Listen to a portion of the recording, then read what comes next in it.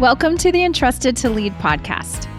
I'm super excited to dive in today to some of the essence and the elements of leadership, all those crazy hard things that keep us from being the best versions of ourselves. So let's dive in. There was a thought I had this week as I traveled out of town for work, and I met up with some people that I'd never actually seen face to face before, which is super cool.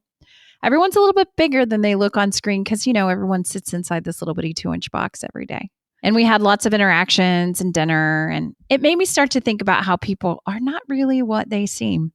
I mean, let's face it. There are like 1,000 cliches that say all the things like don't judge a book by its cover, or there's more than meets the eye. But this message really hit home for me this week as I listened to my team navigate some of their challenges with building this organization and interacting with each other. And it was really evident to me that there's so much going on underneath the surface with every single person, right? And we miss it every day. We just go through our lives, we go to work, we go to church, or we go wherever, even in our families. I have 2 teenagers at home right now, and man, I miss it. I miss the days where they're carrying a load that's heavier than I notice. I miss it when my husband comes home and he's had a hard day. I miss it. And so here I am at this, conference and work thing with the team, and we're trying to pull all these pieces together, and sometimes they just don't fit, right? I mean, it's not that they're broken or, but it's just hard to build systems and processes, and we're overcome invariably by the human side of leadership, is what I like to say, because our unique design and our perspectives are filtered by our own fears and our own insecurities. So when you roll all that up into like a really big ball, it just causes us to struggle towards progress and accomplishment. It just does. So if you're in the place today where you or your team or your family are struggling to get from current state where you are today to future state where you want to be tomorrow, it's okay. It's okay if you need some approval or someone else who's not in your circle to tell you that it's okay. It's okay that it's hard. We're going to get there. So this week, I met a woman who is doing the things. She lost her job like me, and I just have a great empathy and a heart for that. She was laid off in the last year or so, and just like me, and probably like many others like you. So she's trying to find her way, but she's doing the thing. She's a wife and a mom. She has 3 daughters at home, and she's driving an Uber. So to all the Uber drivers out there, oh my gosh, hats off to you guys. That might not seem like a job that you thought you were ever going to do. And maybe you feel like you're overlooked or you're not really appreciated or undervalued. But hats off to you guys. So she's driving an Uber because she's trying to help her family as she goes back to school and gets those last 5 classes that she needs to pursue her passion in nursing. She was a mortgage broker, working mortgage lending, but her passion is nursing. So now she's taking the plunge and she's going back to school. And while she's doing that, she's driving an Uber. And it was such a blessing to sit and talk to her for like 20 minutes as we're like flying down the highway, she's trying to get me to my flight on time. And we just got a chance to talk about the hard stuff and how all of us, we struggle. And I think the piece of that for today, when we talk about leadership and the elements that really stuck out to me, is that we judge people every single day. We judge people walking down the side of the road. We judge our bosses. We judge our families. That's just what we do every single day. It's actually called the ladder of inference. And it's how we take this perception of someone's actions or behaviors and we immediately tie it to their value system. But the point I want to make today is that we do that every single day, but we don't know the load that they're carrying. This week, my team, we sat down for dinner, and because that's what you do when you go out for dinner. And we got to talk about all these different topics. And we work in the realm of national security and supporting national defense. And so we invariably got to the topic about American dominance, right? Because that's, where we live. And how for some of us, some of the people sitting at the table, they really hope that America gets back to the place where they are the country that leads the world by example, which unfortunately is not what we see in the press and social media or any of those things. But the reality is that there are so many people out here today that are trying to make their small piece of the world better in some small, seemingly insignificant way, whatever that looks like. They show up every day. They make the folders. They sweep the floors. and they drive the Ubers. They manage the projects, they fly the planes, and they write the software code that could one day maybe have a powerful impact, like fighting cancer or deterring nuclear war or helping my kids or your kids develop resiliency that they need when life gets hard. Because life does get hard, friends.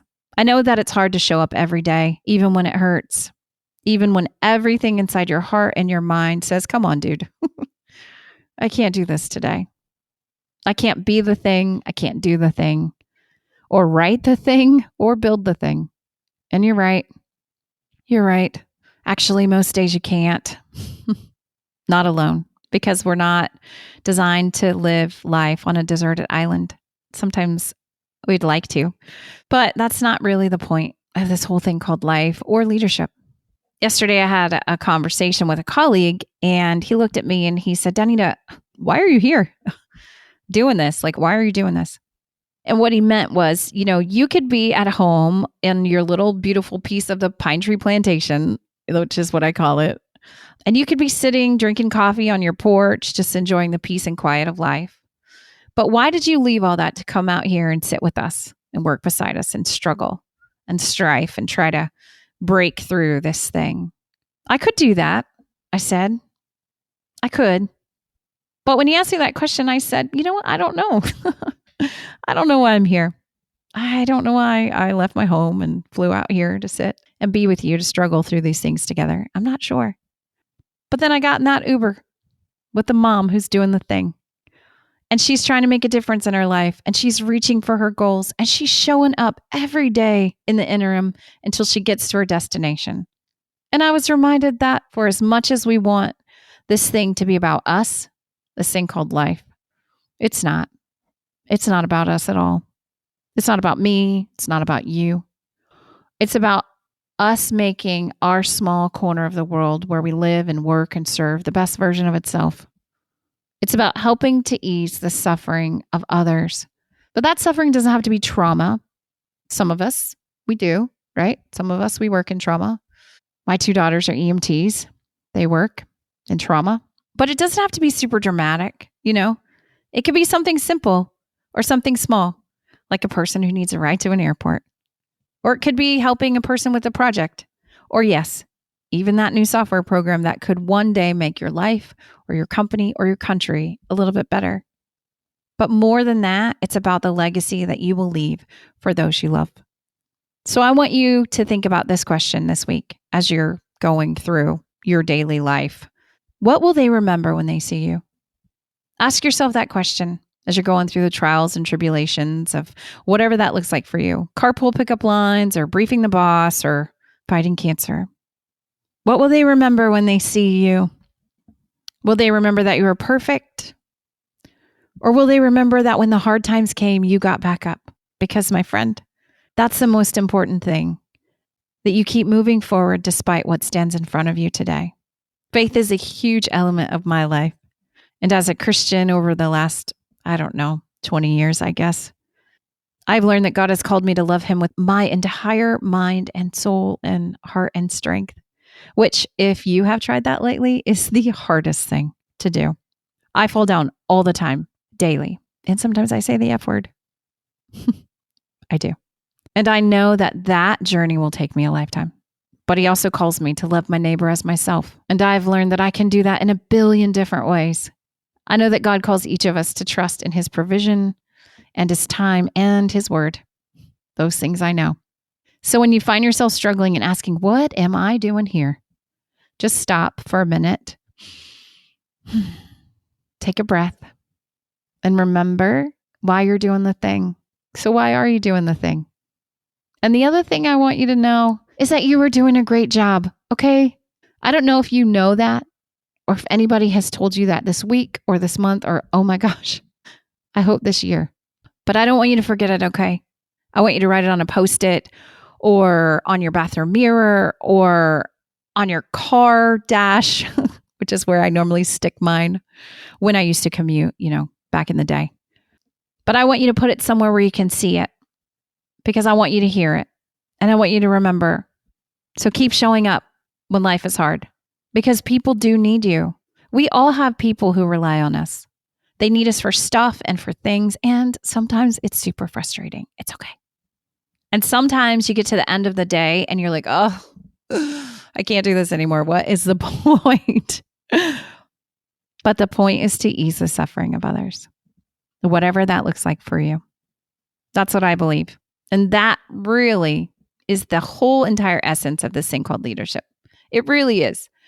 Because you are entrusted with the care and safekeeping of others. You don't need letters after your name. You don't have to have a title like VP whatever or director of something to make a powerful impact in the world. You don't. You have the opportunity, but more so, and more importantly, the responsibility every single day to show up and lead yourself and others well. And leadership starts with you, okay? Sometimes that looks like putting your heart first. Sometimes, friend, that looks like taking the job that you've always wanted. And sometimes that looks like jumping off the cliff to follow your dreams. So I hope that you have an amazing, awesome week. I hope that you get to spend some time getting out of the office or the house or wherever that is that you spend the majority of your time.